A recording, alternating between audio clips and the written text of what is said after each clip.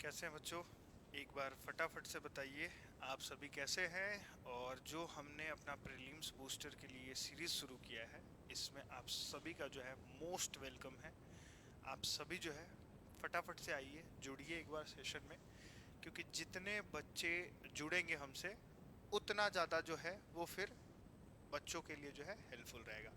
तो एक बार फटाफट से सारे बच्चे आ जाइए। नोटिफिकेशन पहुंच गया होगा आपके पास। लगभग हर रोज जो है हम इसी टाइमिंग पे ये जो है अपना ये PYQs डिस्कशन करेंगे। और एक चीज मैं बता दूं, ये जितने भी क्वेश्चंस मैं आपके सामने लेके आ रहा हूँ ना, ऐसा नहीं है कि मैं अपने साइड से लेके आया हूँ। ये कहीं ना कहीं किसी ना किसी एग्जाम से ये PYQ जो है उठाया गया है, और ये PYQs है। ठीक है, तो एक बार सभी बच्चे फटाफट से आ जाइए और रेडी हो जाते हैं हम अपने इस क्वेश्चंस डिस्कशन के लिए। ठीक है, तो फटाफट से आइए, मैं सबका वेट कर रहा हूँ, एक बार जल्दी से आ जाइए। चलिए, तो अब शुरू करते हैं। शुरू करने में जो सबसे पहला जो है हमारे सामने क्वेश्चन है, वो आप देख पा रहे होंगे। एक मिनट में इसको हटा दूं। हाँ, ये जो है आप देख पा रहे होंगे। क्वेश्चन क्या कह रहा है आपसे? क्वेश्चन कह रहा है कि the number of planet in the solar system is. ठीक है, हमारे सोलर सिस्टम में टोटल नंबर ऑफ जो प्लैनेट्स हैं वो कितने हैं, आपसे ये पूछा जा रहा है। A7, B9, C12, D21। देखिए, मैं बता दूं कि ये जो क्वेश्चन है ये काफी पुराना क्वेश्चन है। ये लगभग मैं आपको बता दूं पहले ही कि एक मिनट में आपका ये ले लेता हूँ पेन। ये लगभग 1992 का, ठीक है ना, 1992 का यूपी PSC का ये पेपर है। ठीक है, तो इसलिए पुराना दिख रहा है। आप लोग मुझे बताइए कि अगर उस समय ये आंसर, इस क्वेश्चन का आंसर देखना होता तो हम क्या कहते कि टोटल कितने प्लैनेट है? 9। अभी कितने हैं? तो अभी जो है इस टाइम पे प्रेजेंट में अगर हम बात करें तो प्रेजेंट में मात्र 8 प्लैनेट्स हैं। ठीक है, 8 प्लैनेट्स हैं हमारे प्रेजेंट में। अब मुझे आप लोग बताइए फटाफट से कि एक क्रोनोलॉजी बताइए आगे से पीछे की तरफ जो है जब हम जा रहे हैं तो प्लैनेट्स कौन कौन से मिलेंगे। ठीक है, तो मैं यहां लिखता जाता हूं, आप बताइएगा कि सही है या गलत। तो एक मरकरी, उसके बाद क्या आता है? वीनस, उसके बाद क्या आता है? अर्थ, उसके बाद क्या आता है? मार्स, उसके बाद क्या आता है? जुपिटर, उसके बाद क्या आता है? सैटर्न, उसके बाद क्या आता है? यूरेनस, और उसके बाद क्या आता है? तो नेपच्यून। ठीक है, ये जो है ये क्रोनोलॉजी है प्लैनेट्स का, इसको ध्यान में रखिएगा। क्यों बोल रहा हूं कि इसको ध्यान में रखिएगा? क्योंकि इससे अभी हम देखेंगे आगे क्वेश्चंस पूछ रखे हैं इन लोगों ने। तो वो क्वेश्चंस जो पूछ रहे हैं, तो ये क्रोनोलॉजी अगर आपको याद रहता है कि इस तरीके से जो है हम सन से आगे की तरफ बढ़ रहे हैं, तो कैसे कैसे प्लैनेट जो है आ रहे हैं, उस पे इन्होंने क्वेश्चंस पूछे हैं। ठीक है, तो फर्स्ट क्वेश्चन का आंसर क्या होगा? उस समय के लिए 1992 में ये पूछा गया था, तब तो 9, आज पूछा जाता तो हम कहते कि 8 प्लैनेट है। ठीक है, तो 8 प्लैनेट्स टोटल हैं हमारे पास में। डन, आगे बढ़ते हैं। अगला क्वेश्चंस आपके सामने मैं रख रहा हूं फिर से 10,000 रुपए के लिए। तो फटाफट से मुझे एक बार बताइएगा, अगला क्वेश्चंस जो है आपके सामने ये रहा। कितने रुपए के लिए? 10,000 रुपए के लिए। क्या कह रहा है 10,000 रुपए का क्वेश्चन आपके सामने? तो ये आप लोग समझो।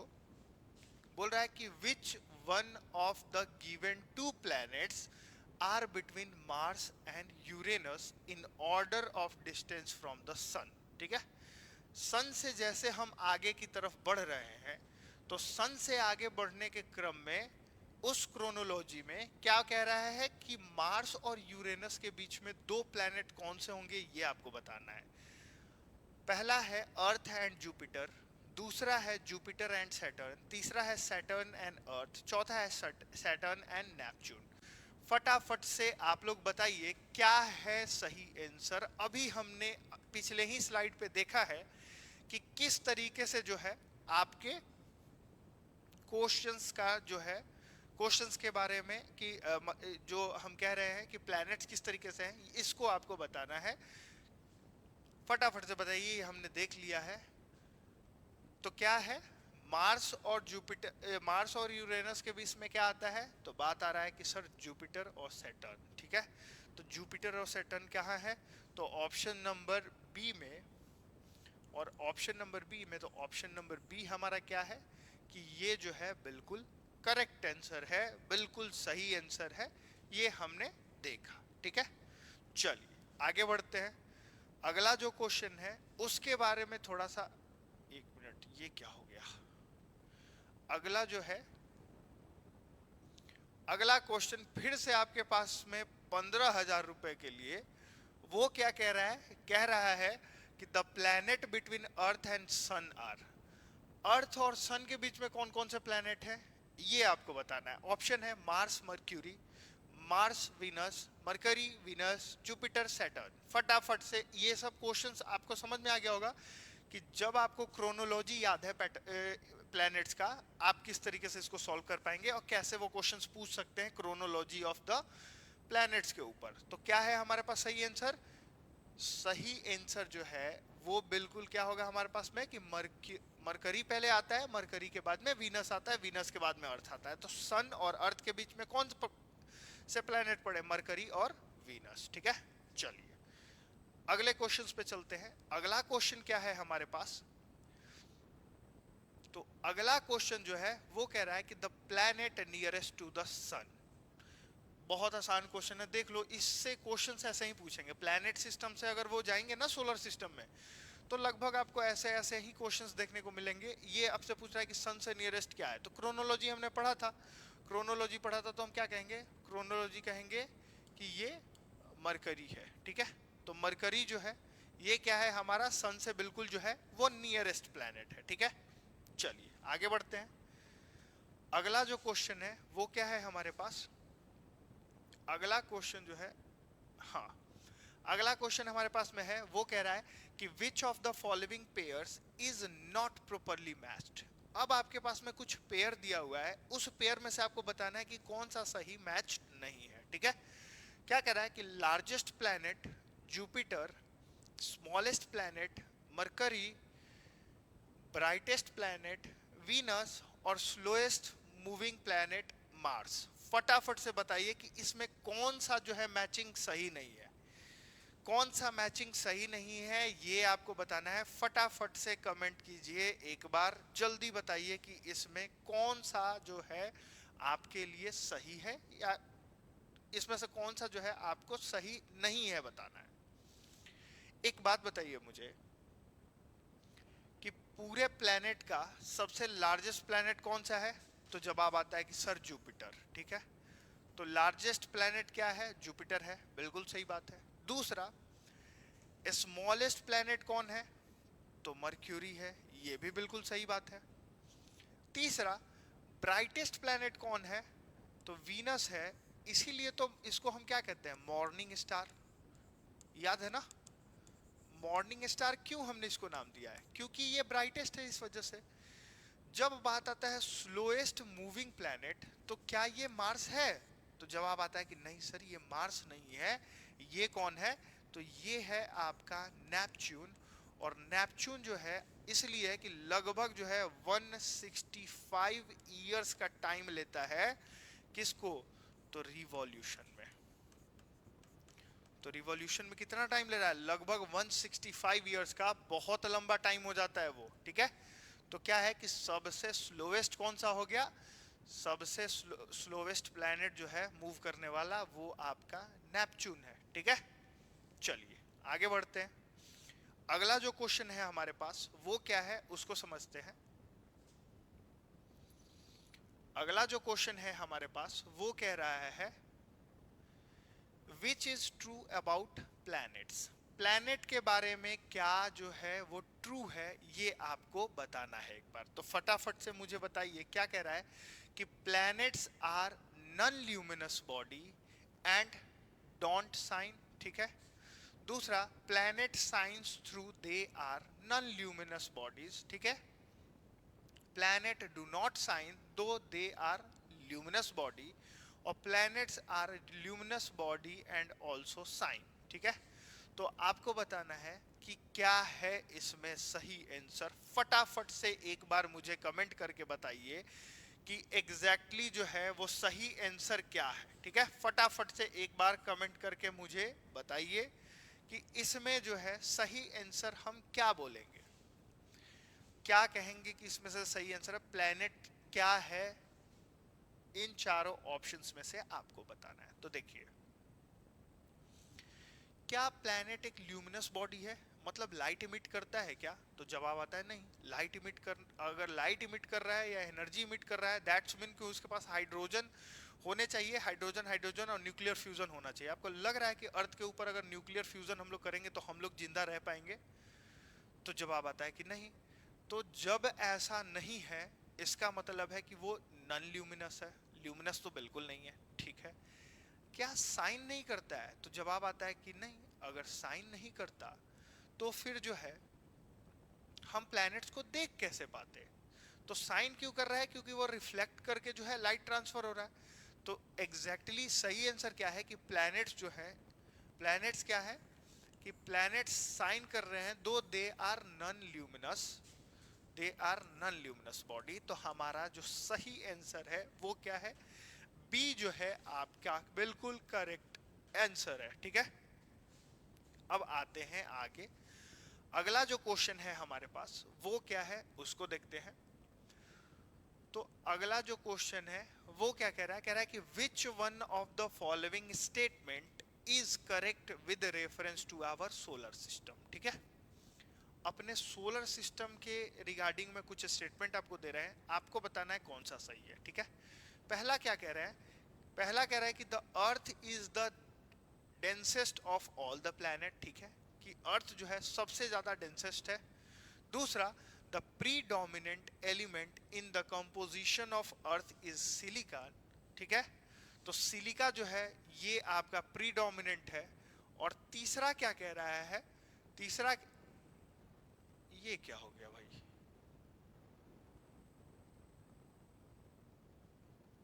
ओ, ये थोड़ा सा क्वेश्चन मिस्टेक है। तो देखिए, क्वेश्चन मिस्टेक है तो उसमें तो थोड़ा सा ये गड़बड़ हो गया है। एक चीज आपको याद रखना है इसमें, क्या कि अर्थ जो है डेंसेस्ट प्लैनेट है। क्यों? क्योंकि हम अगर बात करें अर्थ का, अर्थ की जो एवरेज डेंसिटी है, जो एवरेज डेंसिटी है ये कितनी है? तो जवाब आता है कि लगभग 5.5, ठीक है, ग्राम पर सेंटीमीटर क्यूब, ठीक है। तो ये जो है आपका अर्थ का एवरेज डेंसिटी मान के चला जाता है। अब जब अगर 5.5 ग्राम पर सेंटीमीटर क्यूब है तो ये जो है सबसे ज्यादा जो है क्या है कि अर्थ जो है वो densest of all the planet है, ठीक है। इससे डेंस और कोई प्लैनेट नहीं है, ठीक है। बाकी क्वेश्चंस कुछ मिसिंग है तो वो हम आपको अगले क्वेश्चंस पे लेके चलते हैं। ये गड़बड़ हो गया था बीच में, ये तो मैंने देखा ही नहीं था। The solar Eclipse occurred on, ठीक है। सोलर इक्लिप्स जो है कब आता है ये आपको बताना है। ऑप्शन है quarter moon day, new moon day, any day या फुल मून डे, ठीक है। कब आता है ये आपको बताना है। फटाफट से बताइए, तब तक मैं पानी पी लूं।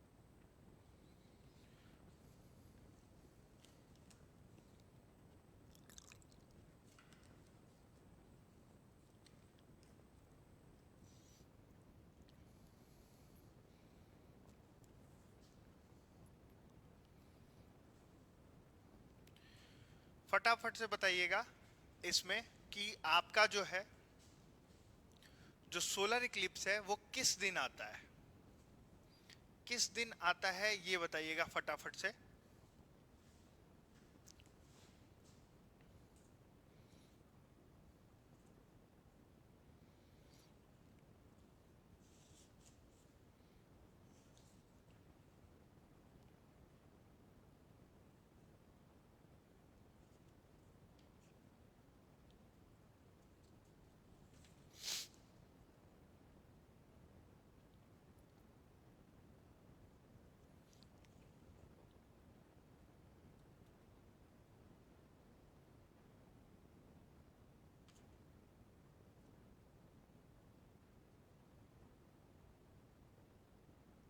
फटाफट से बताइएगा एक बार।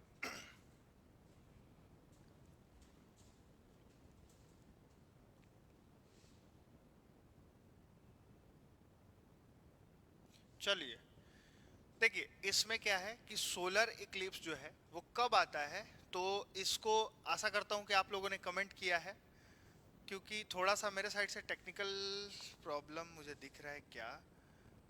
ये है आपका क्या कि न्यू मून के दिन, एक मिनट, ठीक है ठीक है। तो इसमें क्या है कि कब आता है, तो बात है कि न्यू मून के दिन आता है, ठीक है। न्यू मून कहने का मतलब क्या है, हिंदी में बात करें इसको तो अमावस्या की, अमावस्या कहते हैं जब क्या होता है कि बिल्कुल अंधेरा होता है, तो न्यू मून के दिन ही हमेशा क्या होगा, आपका जो है सोलर इक्लिप्स आएगा। इसके साथ सोलर इक्लिप्स से रिलेटेड एक और फैक्ट आप देख लीजिए कि ये मैक्सिमम 7.5 मिनट का, ठीक है, 7.5 मिनट से ज्यादा का ये आ ही नहीं सकता है, ठीक है। तो हार्डली जो है कोई भी जो लार्जेस्ट मतलब लंबा से लंबा जिसको आप कहते हैं ना कि लॉन्गेस्ट,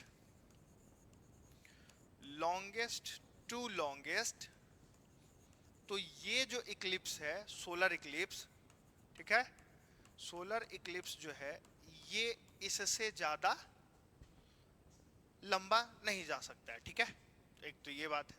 चलिए अगले क्वेश्चंस पे चलते हैं। अगला क्वेश्चन क्या है हमारे पास, अगला क्वेश्चन कह रहा है कि when does solar eclipse occur। देखिए ये बार बार जो है ये क्वेश्चंस इस तरीके से सोलर इक्लिप्स पे रिपीट कर रहा है, इसको आपको समझना है। क्या कह रहा है पहला कि when the sun comes between the earth and the moon, when the earth comes between the sun and the moon, when the moon comes between earth and the sun, none of the above।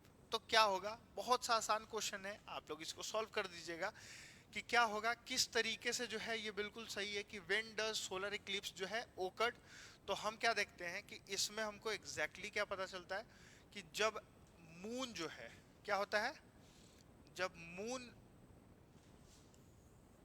जब moon जो है वो क्या होता है कि वो अर्थ और सन के बीच में आ जाए। मतलब कि अगर लेट्स से कि ये है आपका सन और ये है हमारी अर्थ, तो अगर इसके बीच में ये मून आता है तो ये क्या होगा कि जो भी लाइट यहाँ पड़ रहा होगा, ठीक है, इस तरीके से, तो लाइट तो बाकी तो जा रहा होगा अर्थ पे, लेकिन ये जो लाइट है यहाँ आके ये ब्लॉक्ड हो जाएगा, तो इतने एरिया तक तो लाइट आएगा अर्थ पे, ये नहीं आता है। इसके वजह से क्या है कि अब मान लीजिए कि कोई यहाँ खड़ा है, ठीक है, यहाँ मैं खड़ा हूँ, तो यहाँ से मैं देखूंगा तो ये मुझे पूरा सोलर इक्लिप्स दिखेगा, तो समझ में आएगा, ठीक है। अच्छा एक क्वेश्चन यहाँ से और बनता है कि ड्यूरिंग सोलर इक्लिप्स, ठीक है ना, solar Eclipse, during solar Eclipse हमको सन का कौन सा पार्ट दिख रहा होता है, तो उस समय जो है आपको कोरोना जो है वो विजिबल होता है, ठीक, राइट, ये आपको समझना है, ठीक है, कि सोलर इक्लिप्स के टाइम पे सन का कौन सा पार्ट हमको दिख रहा होता है, तो हमको कोरोना दिख रहा होता है और कोरोना ही विजिबल होता है, ये भी आपको समझना है, ठीक। चलिए आगे बढ़ते हैं। अगला क्वेश्चन जो है वो क्या है हमारे पास, अगला क्वेश्चन जो है, एक मिनट ये क्या हो जा रहा है बार बार, अगला क्वेश्चन जो है वो क्या है, ये हमारे अर्थ से रिलेटेड क्वेश्चन है। और क्या कह रहा है, इसको आप लोग ध्यान से समझिए। ये कह रहा है कि the earth's axis of rotation, मतलब पोलर एक्सिस जो है उसका, is always inclined at an angle of, ठीक है। मतलब एकदम आसान है, वो बोल रहा है कि एक्सिस, जो अर्थ का एक्सिस है, वो एक्सिस पोलर एक्सिस से कितना इंक्लाइंड है वो आपको बताना है। साफ लिख दिया है पोलर एक्सिस, मतलब इसमें कोई और ड्रामा नहीं है। तो क्या है, कितने डिग्री का जो है एंगल बनाता है, मतलब सीधा आपसे ये कह रहा है कि अर्थ जो है, अरे यार,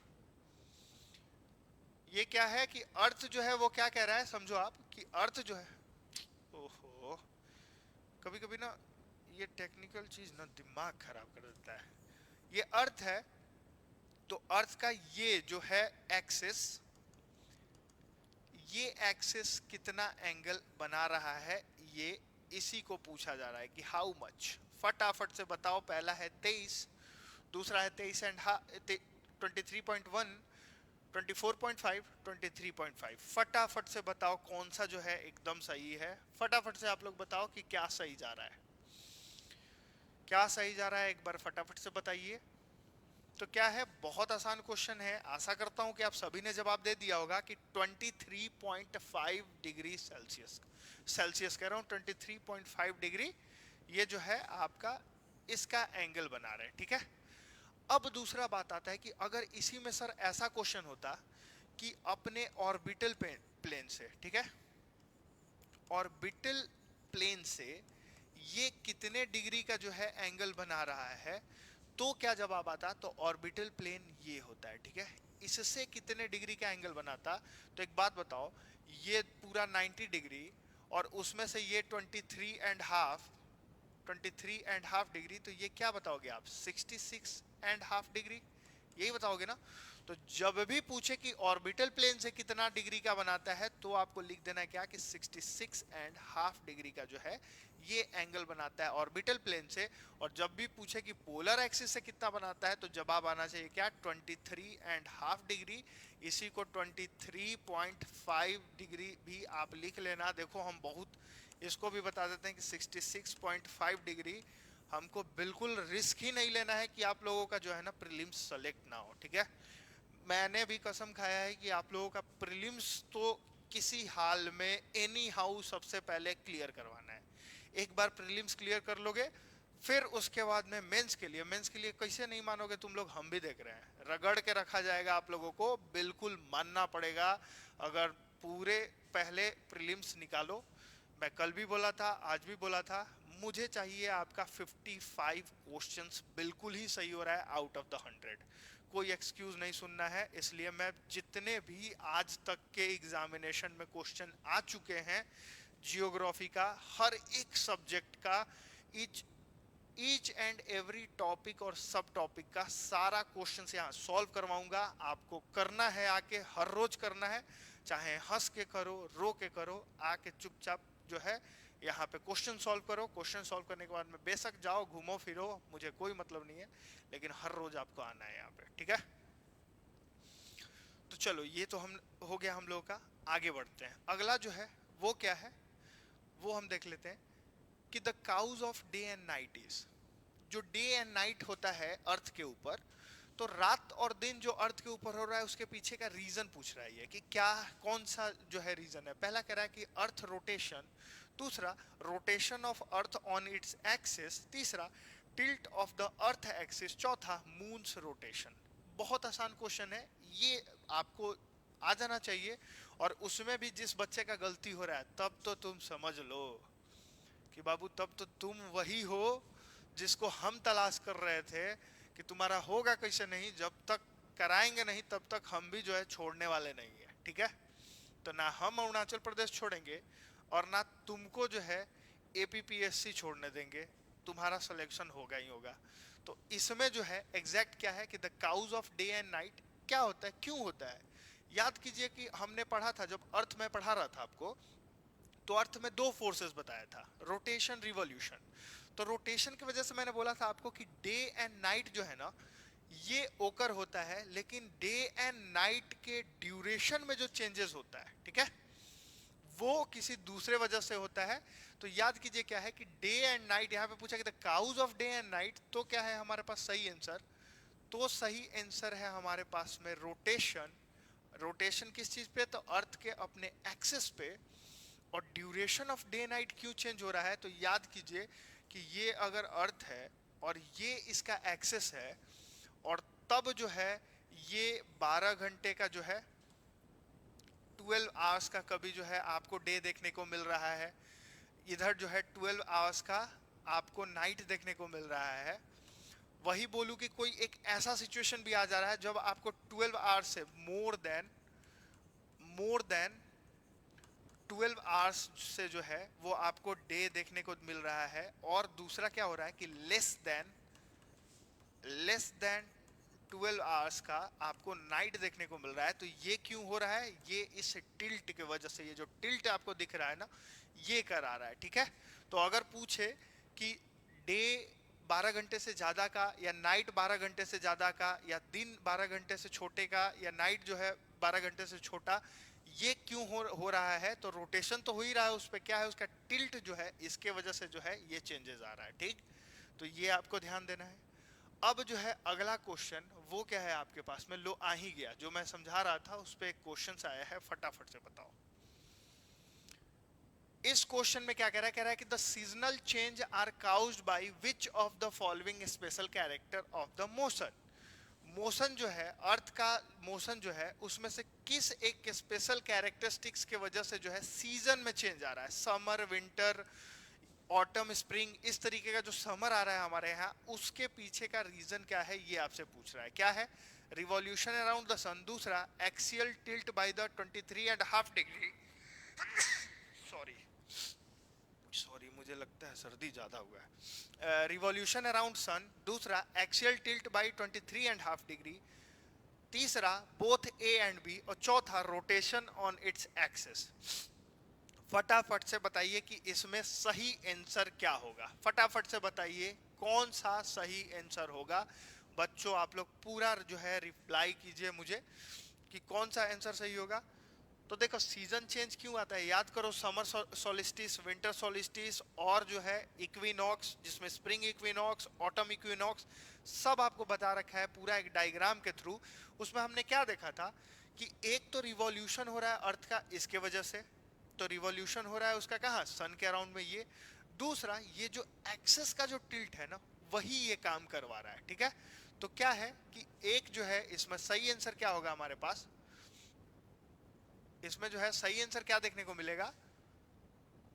सही आंसर है हमारे पास में एक तो revolution of the earth around the sun, ये भी बिल्कुल सही है। दूसरा कि एक्सियल टिल्ट बाय 23.5 डिग्री का, दोनों जो है ये बिल्कुल एग्जैक्ट सही है। तो मतलब ए एंड बी जो है, ये आंसर जो है ये होता आपका आंसर। ठीक है, तो आंसर क्या होता? आंसर जो है आपका सी जो है वो बिल्कुल करेक्ट होता। ठीक है, चलिए आगे बढ़ते हैं। अगला जो है वो आपको क्या देखना है ये समझो। हाँ, फिर से सेम रिपीटेड क्वेश्चन आया है कि what causes the change off season. Change off season क्यों हो रहा है? इसमें आपको पहला है कि अर्थ रोटेशन एंड रिवॉल्यूशन, अर्थ के सिर्फ रिवॉल्यूशन की वजह से, अर्थ के रिवॉल्यूशन के और इंक्लाइनेशन ऑफ इट्स एक्सिस की वजह से, अर्थ के rotation and inclination of the axis की वजह से। तो ये जो है ये क्वेश्चंस आशा करता हूं कि आप जो है तुरंत सॉल्व कर दिए होंगे कि क्या है इसका रोटेशन और उसका इंक्लाइनेशन जो है उसके एक्सिस पे, इसकी वजह से। ठीक है, चलिए आगे बढ़ते हैं। अगला जो है वो क्या है कि ये थोड़ा सा फैक्चुअल क्वेश्चन है और जानना भी है आपको। ठीक है, ये बहुत इंपॉर्टेंट है, इससे बचना नहीं है आपको। पूछ रहा है कि the world earth day is celebrated on. ठीक है, अब वर्ल्ड अर्थ डे जो है ये कब मनाया जाता है, ये आपको बताना है फटाफट से। ठीक है, कि फटाफट से बताना है आपको कि वर्ल्ड अर्थ डे जो है ये हम कब मनाते हैं। ठीक है, फटाफट से बताइए कि वर्ल्ड अर्थ डे जो है हम कब मनाते हैं।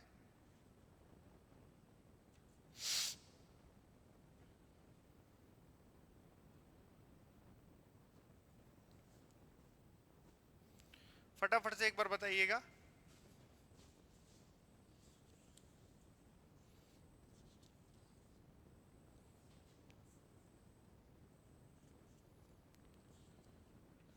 एक बार बताइएगा कि वर्ल्ड अर्थ डे हम कब सेलिब्रेट कर रहे हैं?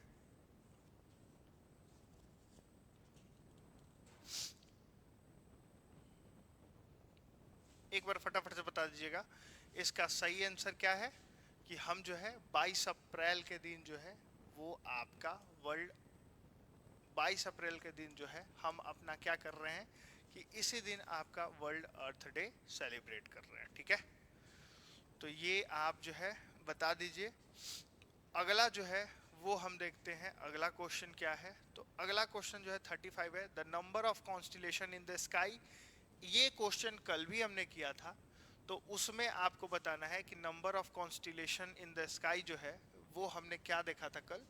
तो जवाब आता है कि 88। टोटल कॉन्स्टिलेशन कितने हैं? टोटल कॉन्स्टिलेशन जो है वो आपके 88 है। ठीक है, इसके बाद अगला जो क्वेश्चन है वो क्या है, एक ये आज का लास्ट क्वेश्चन है। इसके बाद आज जो है वो छोड़ते हैं, क्योंकि मुझे फिर मैं कल आपके लिए और पीपीटी लेके आऊंगा। अब मीटियोर क्या होता है? देखिए तीन टर्म्स हमने पढ़ा था। एक तो पढ़ा था क्या, ठीक है, मीटियोराइड, ठीक है, मीटियोराइड, ठीक है। दूसरा क्या पढ़ा था हमने? मीटियोर। और तीसरा क्या पढ़ा था? मीटियोराइट। ठीक है, तो ये जो है इतने आपके जो है तीन टर्म्स थे। इसमें हमने क्या देखा था कि मीटियोर क्या होता है ये आपको बताना है। तो मीटियोर क्या होता है? Fast moving star, a piece of matter which has entered the earth atmosphere from the outer space, a part of the stellar system या टेलेस्कमेंट। ठीक है, तो ये टेलेस्कमेंट जो है ये आप बताइए कि क्या जो है मीटियोर क्या होता है। आपको ये बताना है फटाफट से कि मीटियोर किसको कहते हैं, एक बार बताइएगा मुझे। तो इसमें क्या है कि करेक्ट आंसर जो है वो हमारा बी होगा। बी क्या है? अ पीस ऑफ मैटर, ठीक है, which has enter the atmosphere from the outer space. ठीक है, तो इसमें क्या है कि इसी को हम कहते हैं क्या, हमारा मीटियोर है। और ये कहाँ बर्न होता है? तो ये बर्न होता है आपका, याद कीजिएगा, मीजोफेयर। आपको याद है मीजोस्फेयर, आज हो क्या गया है मुझे ये नहीं समझ में आ रहा है।